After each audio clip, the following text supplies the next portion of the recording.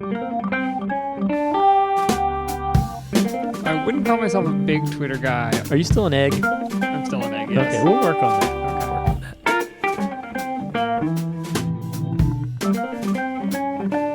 Welcome to Hello PhD, a podcast for scientists and the people who love them.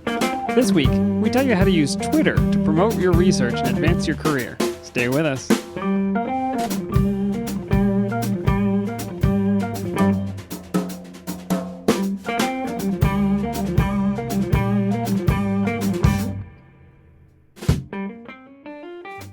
And we're back. This is Hello PhD, episode 69.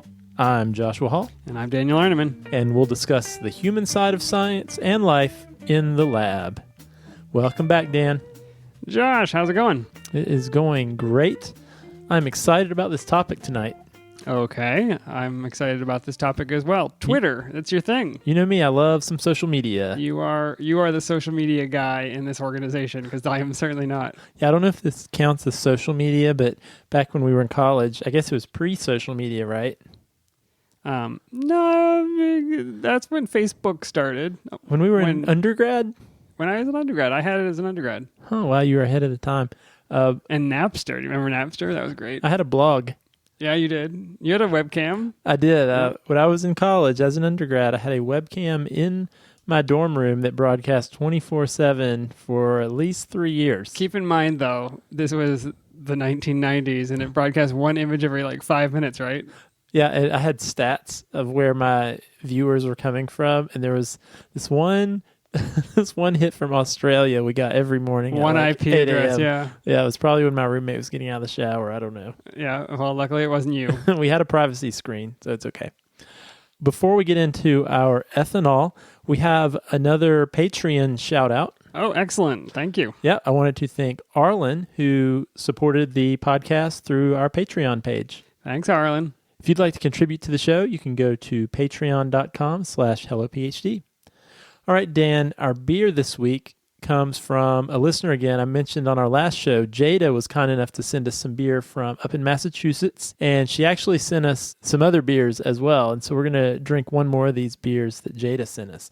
And this is the Quinn's Amber Ale from Wachusett Brewing Company. It's going to be tough to outdo last week's beers, I think, but let's give it a try. Well, those were IPAs, Dan, and as I mentioned, we did our feedback survey, and there was at least one person who said less IPAs. Statistically, that's resounding feedback to stop talking about IPAs. Yeah, you got to figure there's at least 10 times that many people who feel that way also. So I bet that's right. So we're going to go IPA free.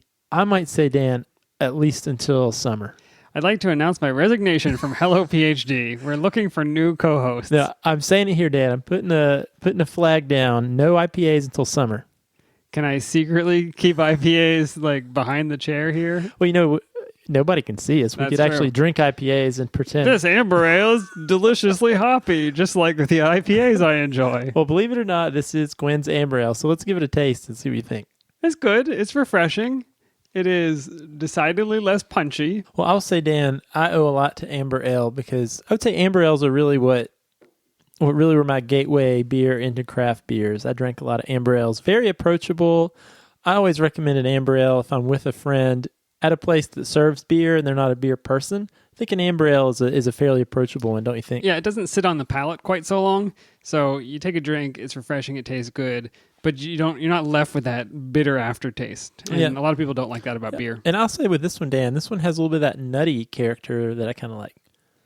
Excellent. Well, thanks again to Jada for expanding our horizons. Yep. And if you'd like to send us beer, reach out, let me know, and I'll let you know how to make it happen. We will drink it on the show. Unless it's an IPA, in which case we won't drink it until summer. I might drink it before summer. That's true. We might drink it. We just won't talk about it. All right, Dan, are you ready to move on to some science in the news? Ready as always. All right, Dan, do you use opioids? Oh my gosh, we just had some ethanol. Josh, slow down.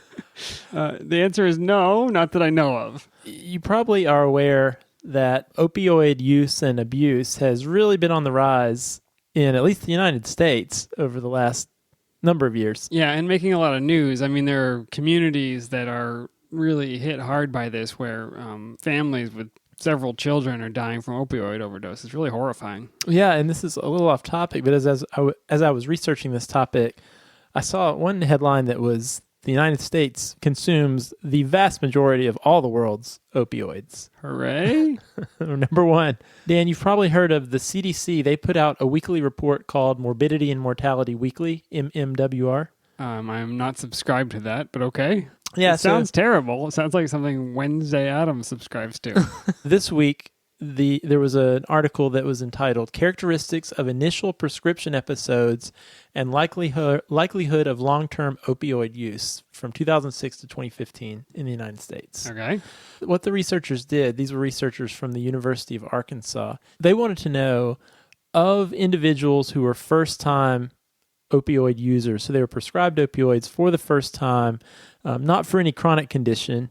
What was there some relationship between the length of time they were prescribed the opioid and their chance of actually transitioning over into some addictive behavior? Okay, this seems important because there are valid uses for opioids. I see you've got on the list, there's oxycodone and hydrocodone. And so if you have a surgery or you get a bad injury, you could be prescribed these medicines. And I assume your doctor would like to know what's the risk, because there are long-term side effects for these things, but also addiction is a pretty terrible side effect. Yeah, absolutely, Dan.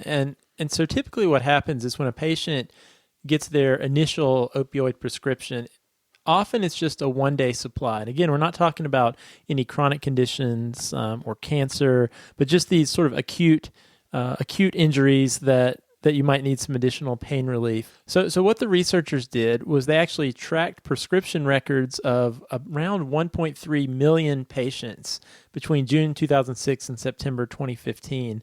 And they took a random 10% sample of all these patient records during that time from this IMS LifeLink database, which apparently has commercial health plan information from all these individuals who are part of these managed care plans in the U.S. I didn't realize that was all out there in some database, but did you know that? It seems valuable as long as they're protecting the identities of the people. I assume that was all part of the process. Yeah, and so actually all of the data that the researchers obtained was completely de-identified. And this so, is just globally unique identifiers and some data. That's right. And so all of the patients in the cohort were 18 or older, cancer-free, and had at least one opioid prescription between 2006 and 2015. And also, they had no history of opioid abuse. Hopefully, allegedly, this was their first time receiving opioids. So what they found was if it was a patient's initial opioid prescription of just a one-day supply, they had about a 6% chance of still being on opioids a year later. Because the pain was bad, or is the assumption that this is because they are now addicted? Well, so that's a little unclear. So this study, that was outside the scope of this study. Okay, but 6%, if you get opioids for one day, 6% of those people will have them a year later. Exactly. Now, if you were to bump up that initial term of prescription to a 5-day supply, your chance of still being on the opioid a year later jumps to about 10%. If you actually go one more day to a 6-day supply, you're at 12%. And a 10-day supply, you're going to still be on opioids about 20% of the time. Is this just a measure of how bad the initial pain was? Or did they do some work to prove that this is actually an addiction?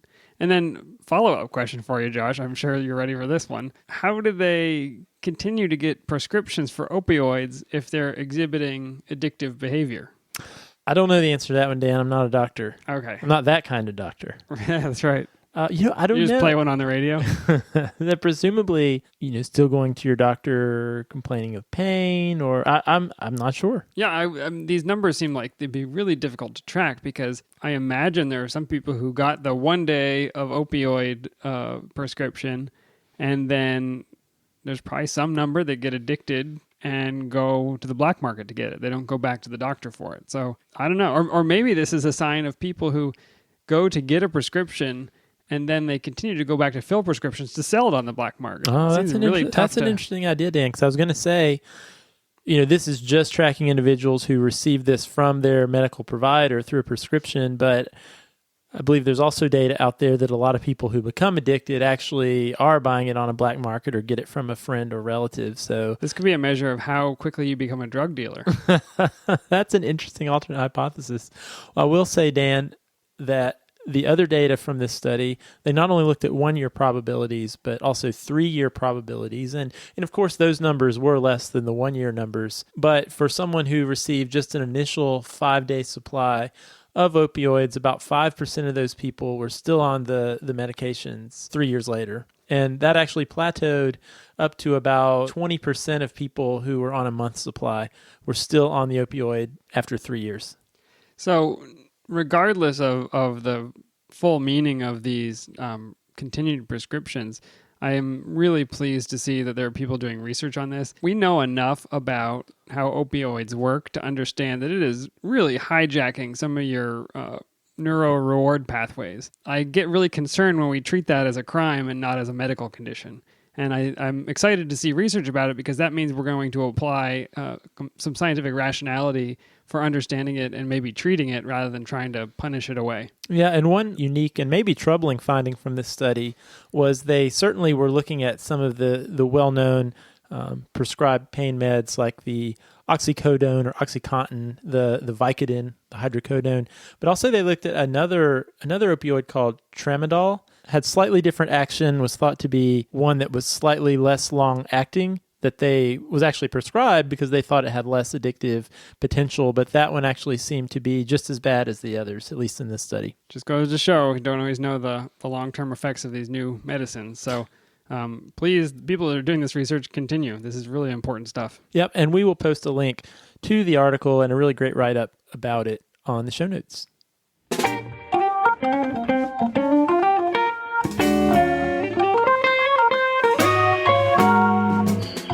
All right, Dan, tweet. Is there a bird? Dan, I am sure there have been plenty of PIs who have complained about their lab members browsing Facebook or Instagram or Snapchatting images of Western blot bands with those cute dog face filters. I'm pretty sure that's most of what my undergrad accomplished when she was working in the lab with me. It was that and making the parafilm bouncy balls. I mean, let's be honest. The only reason we weren't doing those things is because it didn't exist yet. Yeah, we had parafilm, though. And we did have parafilm. And I did play with it, okay. And it is flammable. What if, though, I told you social media could actually help you broaden your scientific network or even help you share your scientific results? I'd call you a liar and throw you out of the studio. Well, let me try to change your mind on that. Okay. So, Dan, I was at a conference recently. I think I mentioned that on our last episode. And one of the sessions was pretty cool, one that piqued my interest, and that was on how scientists can use social media professionally. I mean, you're saying more than just updating your LinkedIn profile every 6 years? Exactly, Dan. And you really should update your LinkedIn profile. Every 6 years. So I was sitting there, Dan, watching this presentation when all of a sudden, guess who was up on the screen? It wasn't me. It was me. Oh, fantastic. That's much better. I was up on the slide and was being used as an example of how to use Twitter to share your research results. So can we get you on the show to talk about it, Josh? Sure, Dan. Would you like to interview me right now? I would. Tell us more, Josh. Sure. You remember, because we discussed it a few episodes ago, recently published a paper about graduate school applications in the GRE. And that was back in January when it came out. I tweeted out that the study was published and included a link to the article. And it was so cool. It was retweeted and liked over 100 times. And I know this is nothing like Neil deGrasse Tyson or certain political leaders. But for me, it was a pretty cool day. So one thing that's pretty neat about Twitter these days, you're not a big Twitter guy, are you, Dan? I wouldn't call myself a big Twitter guy, although recent political events have me following Twitter more closely than I should. Are you still an egg? I'm still an egg, yes. Okay, we'll work on that. Okay. We'll work on that. But one thing that's cool about Twitter these days is it's very easy to see analytics of each and every tweet that you put out there. And so this one tweet about my published paper, I looked actually tonight, and it's been seen by over 20,000 people with over 1,000 clicks on the actual link to the paper. Now, you know that I refresh your page 30 times a minute and click 100 times a day, right? You and my mom. Yep. But what I thought was cool about that, Dan, is how many more people probably read my paper because of that one tweet then what other methods are there of finding out about research papers? Yeah, if you had put it on Facebook, it would have Been my fallen to the mom bottom of and the feed. my Yeah. mom and my high school friends would have Honey, that is so nice. Now, what is this about? exactly. Technically, your paper was pretty provocative. I mean, it was the paper about how the GRE is not a great predictor of success in grad school. I'm thinking back to papers I published on the particular amino acid that binds to actin in this protein on certain types of cells. I doubt that I would have gotten the same traction, but maybe.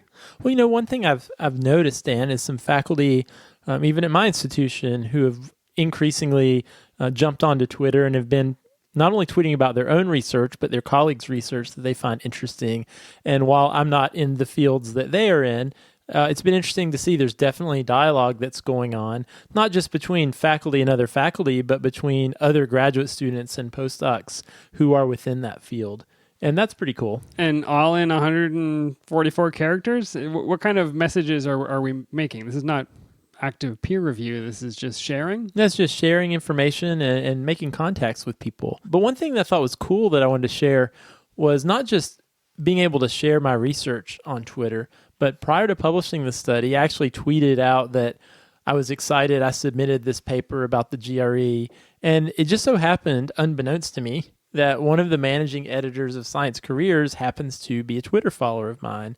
And so based on that tweet, she actually reached out, and that interaction actually led to our paper being discussed on a Science Careers article and featured on their social media page. Just because it happened to be on Twitter. Cool. And that would not have happened otherwise. Your mom would have told her friend about it, though, which would have been great. That's true at the bridge game. At the bridge game, yeah.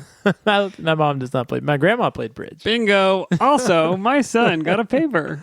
Oh, my goodness. But another thing I've noticed is really in the past couple years since I've been more active on Twitter in a professional way, even going to conferences in my field has become a more rich experience because I'll seek out these people that I've interacted with or I thought seemed interesting based on their tweets, and then we meet in real life. And again, I would have not really had that in. A lot of times I think that's what prevents you from networking with people is you don't have that, I guess, that in. What are you going to say to them when you walk up? Hi, excuse me, could I talk to you about a thing? But you can go up and say, hey, I noticed you shared this article. I thought it was really great. Just wanted to let you know I'm following you and whatever. Or even we had you've maybe already tweeted to them. Yeah, we had a little back. exchange on Twitter. It's a very easy and quick way to interact directly with people that you probably couldn't interact with. Can I throw in my one Twitter tip right here because it's relevant? Is it about putting up an actual avatar or? No, it's not. Keep okay. the egg. That way nobody knows who you are. Mm-hmm. I stay away from Twitter most of the time, but when I go to a conference, I love Twitter because there's this conversation happening in the background, especially during talks. So usually there'll be some hashtag that's part of that conference. And while you're sitting there kind of listening, maybe it's exciting, maybe it's not, but you can be having this conversation with other people in the room about what's happening in real time on the screen.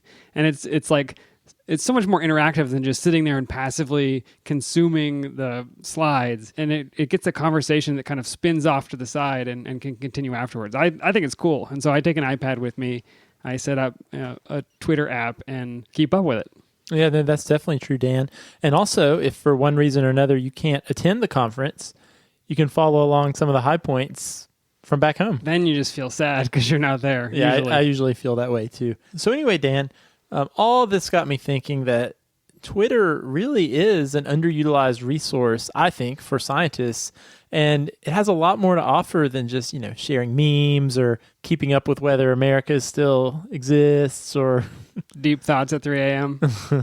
So I think what I would like to see is more scientists utilizing this tool just to build community in whatever it is their interests are, but also to share their research with people who might be interested both in their field and outside their field. So Dan, I sat down today and interviewed Dr. Stephanie Page, who is a postdoc at UNC Chapel Hill, but she's also the founder of the hashtag Black and STEM on Twitter. And STEM standing for science, technology, engineering, and mathematics, right? That's right. Not plant people.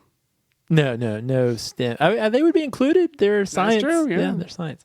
So anyway, this is a really neat story about how just a simple tweet really changed Stephanie's professional life, but also led to the creation of this really dynamic community that's had a big impact on lots of scientists.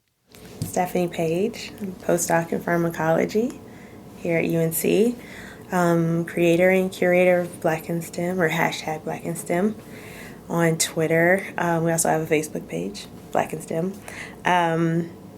Would characterize myself as scientist's mom, social media activist, maybe? Yeah. So I guess first thing, how long have you been on Twitter in general? Wow. I think, Twitter told me I joined Twitter I think it was 2010. So what made you join? Another social media network, and, kind of the same thing that happened with Facebook. I avoided it because I thought, it was just another distraction. I'm not the most social person, but then, enough people said things about it, so I was curious and I joined. And yeah, it was just, oh, this is fun, So were your reasons for joining professional or just personal? They were more personal, but I will say that it really didn't pick up until I started to think of Twitter for professional uses. So first it was just, okay, I want to see what this is. I'm curious. My friends are using it. And then I began to really think about it more professionally, and that's when I really started using Twitter. Mm-hmm. So tell me about Black in STEM, and just tell me how that got started. It's crazy. Still to this day, it's been 3 years, and it's kind of takes me back in a way to think about it. What I noticed happening on Twitter was that there were these communities kind of popping up around different interests and identities. And I was very much inspired by people like Jamie Broadnax doing Black Girl Nerds and Dawn Gibson doing Blurred Chat. And just kind of saw these things gelling, and I was involved in some of them.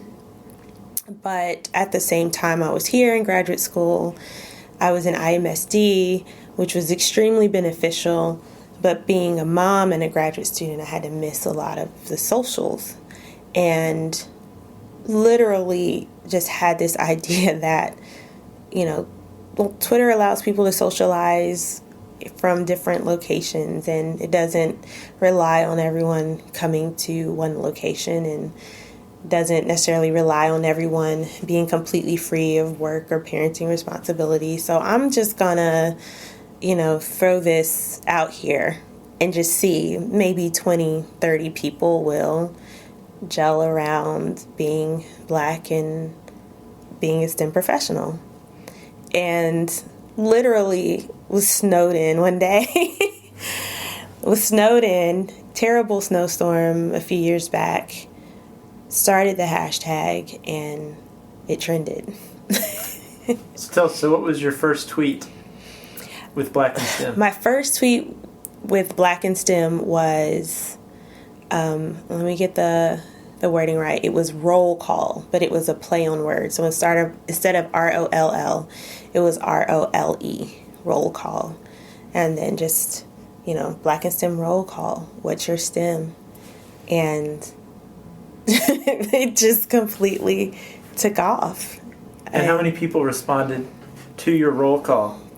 I think in the first 2 weeks, which was kind of, back then it took longer to do Twitter analytics, they said over 1,000 people responded.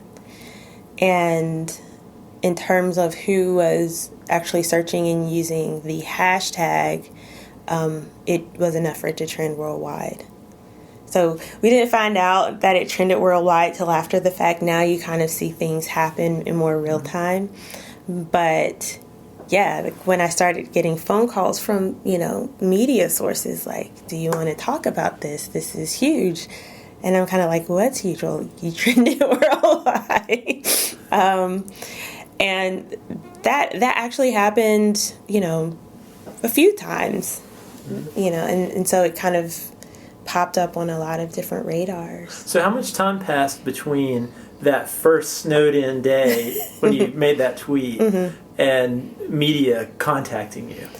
I think the first article was out, so that was, I think, February 13th. The first major article was out. It was, I think, Fast Company was the first big article. That was, I believe, March 4th. So that's pretty quick. Maybe it took a week to 2 weeks to start to hear from people. So it was this huge turnaround of opportunities, people wanting to talk about Black in STEM and what it was. I mean, it wasn't even enough time to think of what am I going to do with this, I read articles now and I'm like, I had no idea what I wanted to do. Yeah. And I said that. Like, I really don't know. Mm-hmm. So you said that was about 3 years ago? Yeah, 2012. What's the status of Black in STEM today, 3 years later? 3 years later, it's amazing. I somehow, people have really been motivated to maintain the community. It's a searchable hashtag where we populate everything from job postings to people wanting to find experts in a field that they're interested in going to. We still use it to do chats.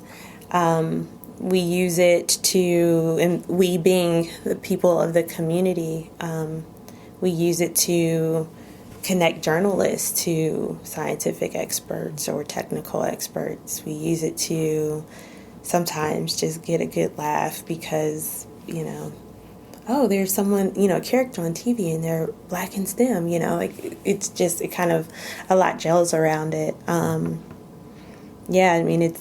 It's interesting because now a lot of professional organizations use Black in STEM when they're advertising for grants and scholarships and things like that. Oh, so they're trying to tap into, that's a quick way they can tap into the community. Oh, yeah. I mean, it's really awesome. And it's pretty amazing, I guess Twitter as a tool, how instantly if you see something or hear something that might be of interest to this community, within seconds, you can share it and it's out there with everyone. Oh, yeah. It's great in that way. One thing that I've done is I've started these kind of lists of Twitter handles based on discipline. And I had a teacher, write using the hashtag and say, I'm looking for chemists to talk to my class.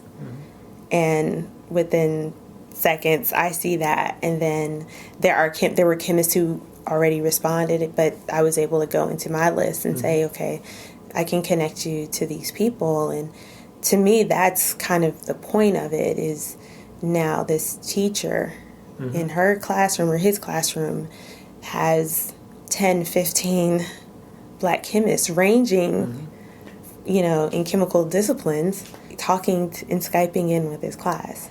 Sometimes there are moments where you kind of see someone get their big moment where, we're a reporter for such and such media outlet and we want to feature a woman of color, to talk about environmental sciences or ecology, and you get to be a part of someone getting that moment. Well, that's actually a really good lead in to my next question, which was, how has Black in STEM and this lonely random tweet that snowballed into this huge movement and community, how has this impacted your professional network, and what opportunities specifically have you had just because of this interaction on Twitter, this experience on Twitter? Yeah. Oh, yeah. And maybe there are too many to tell. Are there a few that stand out to you? A few that stand out. One is near future. I'm extremely excited. I was invited by the National Academies of Science, Engineering, and Medicine to talk next week and tell my story. And I'm going to sit down with a geneticist at Harvard, and we're going to talk to each other and have a conversation and in front of women and talk about our experiences and our stories. And how big is that for a postdoc to present at the National Academies?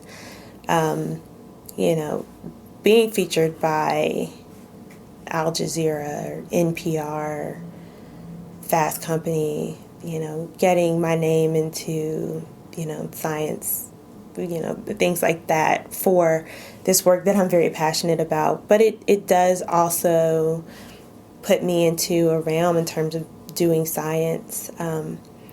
It was incredible for people to say, come work with me, please come work in my lab, or please come, you know, do your science here. But, you know, it's also a platform. There are times where we share our science and talk about what we do. And, just huge things have happened. And it does. It kind of elevates you professionally to be out there. And, you know, I know department chairs across the country. I know editors for journals across the country. And it's kind of unreal sometimes. That you met through Twitter. That I met through Twitter. Yeah. It's unreal. And you say you've had, like, offers to join your lab? Yeah. They were too far away, but it actually is pretty cool to connect with someone on Twitter just because one day you just decide to show, you know, I was showing some fluorescence data and they're like, wow, this is what you do. And we just started talking about my work and my interests, and they're like, yeah, you could please come postdoc with me, you know. And that's always a great feeling because first and foremost, I love science, and it's great that people kind of recognize that. But it's definitely been about using Twitter as that platform. And I've interacted with some of the foremost environmental justice professionals, you know, people who have TV shows, you know, people who likely future Nobel Prize winners. You know, you get to just kind of interact in this space, and it's pretty amazing. Yeah, I mean, I do that all the time. I'm always interacting with Nobel Prize winners. Yeah, that's usually I do that on Thursday. That's my Nobel Prize winner Thursday. Yeah, I'll start that hashtag. Nobel Prize Thursday. Nobel Prize Thursday. Roll call.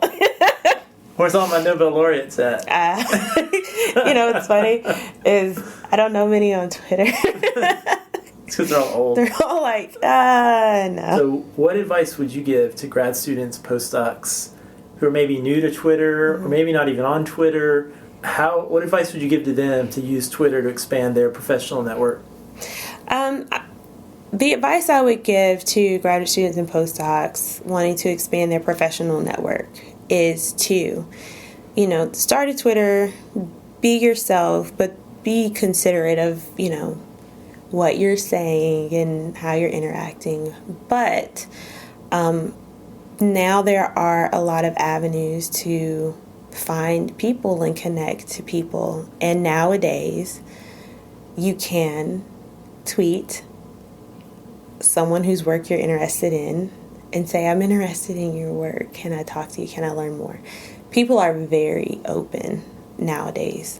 And in the same way that scientists like talking about their work at meetings, conferences, and poster sessions, we like talking about our work on Twitter.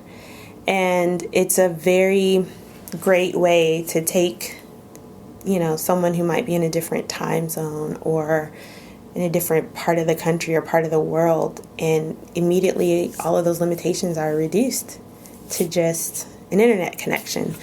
And I would just say kind of get out there and peruse. And, you know, just like today, the Royal Society for Chemistry is having a Twitter poster session. It's amazing. So, you know, that could be a way. Jump on that hashtag.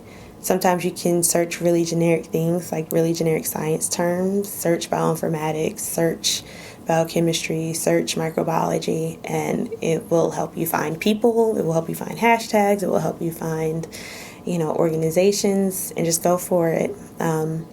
One thing that was very interesting was the last paper that I got accepted.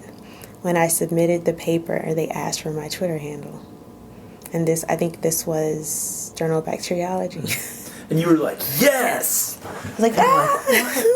It's the purple page. Sad. But yeah, that's where things are going now. Like you don't have to, but you can put your Twitter on your.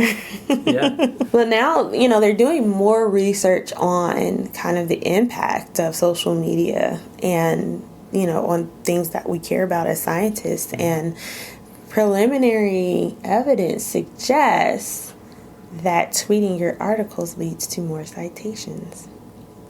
I don't know if I'll include this because this is kind of in a different direction, but one thing I wanted to ask that I was curious about was, it's almost very metaphorical, right? This like, you're alone on the snow day and you're feeling like alone because you're stuck in your house, and you do this roll call. But in some ways, it feels like it sort of this metaphor, not like, oh, I'm feeling isolated because I'm snowed in, but as a person of color in the STEM field, do you feel like Black in STEM, in a lot of ways, has helped you realize, like, oh, I'm not at all alone? Oh yeah, definitely.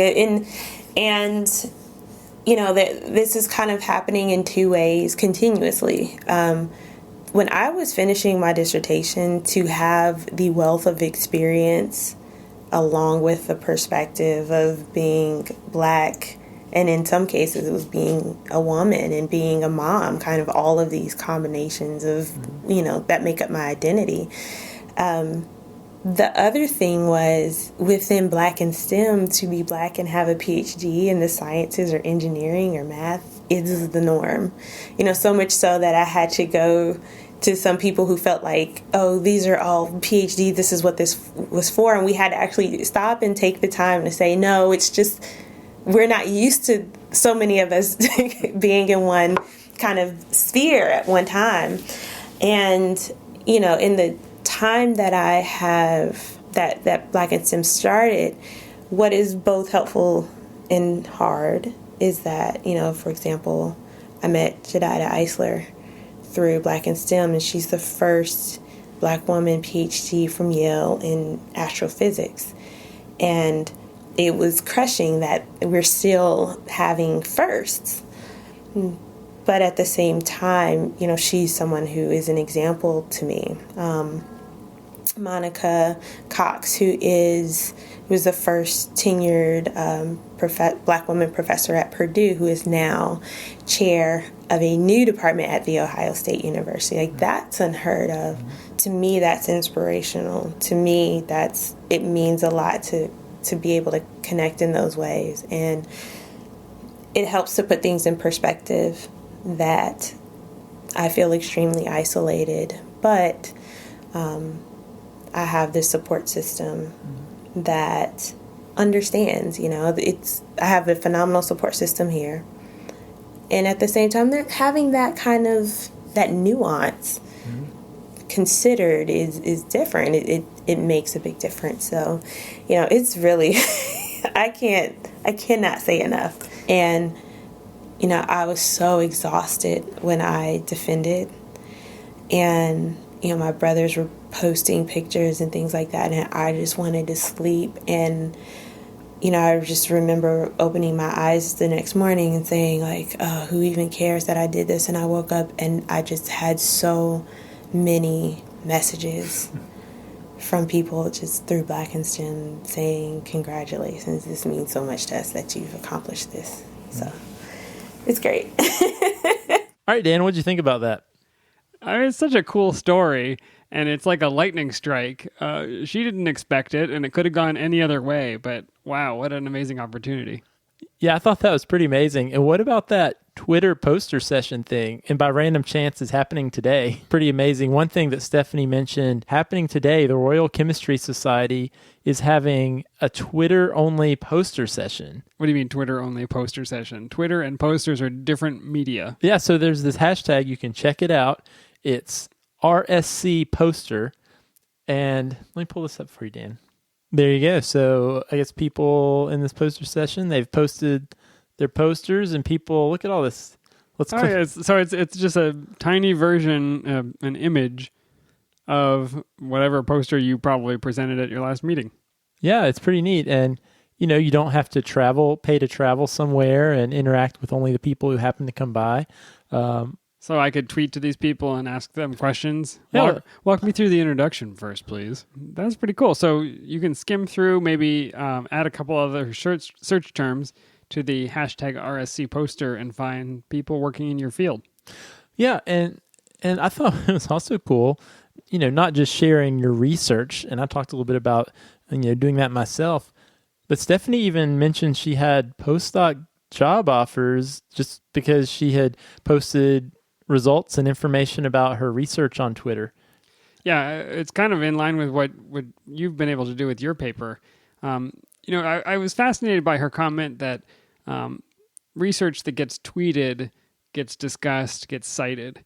And my first thought was like, oh, that's kind of weird. We want the best research to just rise to the top on its own merits. But the reality is there are already inherent biases and problems in the publication system. If you get into this journal and not that journal because the editor had a bad day, it changes your citations. And so maybe this is a way to make it so that anybody can get their research promoted and noticed. So yeah, absolutely. Could be cool. Nothing better than tweeting out a link to your research article in an open access journal, huh? It's an amazing future, Josh. Man. And Dan, I had this one other thought as, we talked about the Science March not too long ago and the importance of scientists being out in the open and sharing what it is that we do. And, I thought this goes along with that, Dan. Twitter is a really useful tool for scientists to just identify themselves and say, hey, look at me, I'm a scientist. Not only this is what I do, but this is why it's important. Yeah, if Twitter is just Donald Trump and Kim Kardashian, then we all lose. It needs to have voices from real people doing important work. That's true. And so I want to just encourage our listeners who maybe listened to Stephanie, heard this episode, and are feeling encouraged, like, you know what, maybe I want to try this. Maybe I want to jump on this Twitter thing and share my research. So I would encourage you, if you don't have a Twitter account, set one up. There's a cool hashtag that you could introduce yourself with your inaugural tweet. This one went around not too long ago. It's the hashtag #ActualLivingScientist. And so this was a trending topic not too long ago where people... Louis Pasteur didn't do it then? Not that I saw. But yeah, wait, you can identify yourself and say, hey, this is me. This is what I work on. Maybe search for some researchers in your field, some faculty in your department or that you like, and maybe they're on there. Or you know what, just get some of your fellow grad students or postdocs together who are in your department, and you can form this little community from the ground up. I'll do that. And make sure that you change your icon to an egg, because everybody's doing like photos of themselves, and that's so old school. But now everybody wants to be an egg like me. Do studies show how people who retain the egg photo, do they get more job offers? So many more job offers, because it just encapsulates the potential of you as a human being in that egg. It's that mystique. Yep. I agree. All right. And the last thing I thought is it would be really cool for us to hear about, what do our listeners do? What do you research? So one thing that we would love to do this week is to have you tweet to us at HelloPhD and just say what you work on. What do you study? And maybe we'll talk about some of those on the show, because we don't really know what you do. I mean, we get a few of you. We get tweets and have conversations, and it's always fun. Like, it's really cool to see those come in. So it is valuable for us. It's fun for us. And I think it'd be cool for everybody who listens to talk to each other too. All right, Dan. Do you have a word puzzle for us? I do. The clue last week came from Megan Bond, and it was, this life-saving mold probably shouldn't be applied via paintbrush. Any ideas on life-saving molds, Josh? Well, Dan, dig deep. The first life-saving mold that comes to mind for me is penicillin. That is correct. It comes from the Latin root penicillum, and it means painter's brush. It actually is the same root that we get the word pencil from. People used to write things with very fine, single-haired brushes, and so it came to mean pencil later. But they call it penicillin because if you scroll down, Josh, I've got a picture of it. Oh, I see that. It looks like a broom. It sure does. So the little spore fruiting bodies on the penicillin mold look like a broom. It's a little brush. So it's got a stalk and then all these little conidia. Is that how you say that? Sure. So there you have it, Josh. Let me give you the clue for next week's puzzle. And I've been asked via survey to make these slightly harder. Oh, a hard one. Good. Well, that makes me feel extra bad that I don't always know the answer. Yeah, exactly. I think they're tough, but anyway. The clue for next week is, because this organ is all flesh, it makes a sweet appetizer or entree. I'll read it one more time. Because this organ is all flesh, it makes a sweet appetizer or entree. Remember, I'm looking for a scientific word described by the clue. Once you get it, you'll find that the literal meaning of that science word is a phrase in the clue itself. If you think you know the answer, email it to puzzle@hellophd.com. We will randomly select a winner from all the correct responses and send the lucky puzzler an Amazon gift card. Kind of a gross one this week. All right, Dan. Great episode. I was excited to talk about Twitter, Josh. I learned quite a few things today, so maybe I'll change my profile from an egg to a small bird. You're growing up fast. I am. Might we see more Twitter It'll action just out be of a you? beak coming out of the egg next week. That would actually be an awesome Twitter avatar, is a beak cracking. I'm sure somebody's done it. Yeah. Probably. Well, we have gotten some great feedback from our survey over the last couple weeks with lots of great show ideas.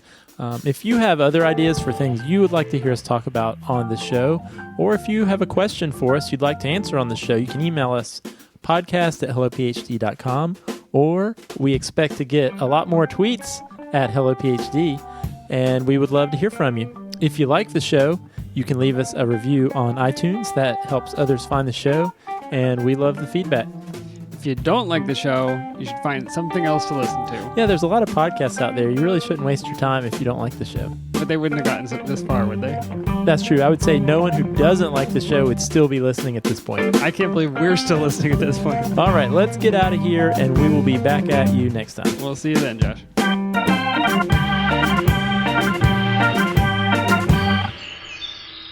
And if you want to follow Stephanie, which you definitely should, she is the Purple Page on Twitter.